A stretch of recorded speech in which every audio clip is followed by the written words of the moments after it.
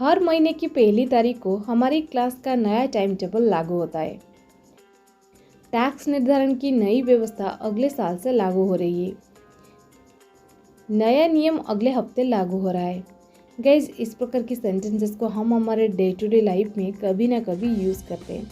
इस प्रकार के सेंटेंसेस को हम इंग्लिश में कैसे कहेंगे, इसके लिए कौन से स्ट्रक्चर की यूज़ करेंगे, आज की इस वीडियो में हम सीखने वाले हैं।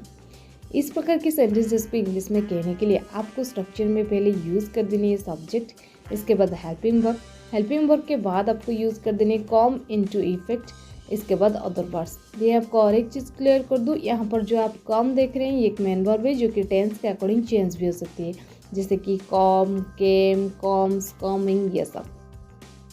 चलिए कुछ एग्जाम्पल्स लेते हैं ताकि आपको ये स्ट्रक्चर और अच्छे से क्लियर हो जाए। नई नीति अगले महीने लागू होगी।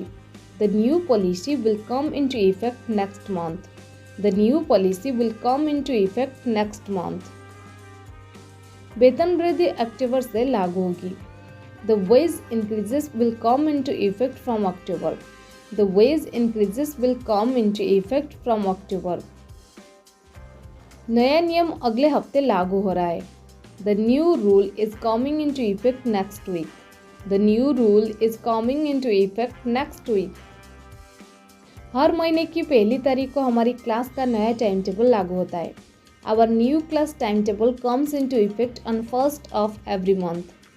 Our new class timetable comes into effect on 1st of every month. Tax निर्धारण की नई व्यवस्था अगले साल से लागू हो रही है। The new system of taxation is coming into effect from next year. The new system of taxation is coming into effect from next year. नया कानून लागू हो चुका है। The new law has come into effect. The new law has come into effect. Bharat में GST जुलाई 2017 से चालू हुई थी। In India, GST came into effect from 1st July 2017. In India, GST came into effect from 1st July 2017.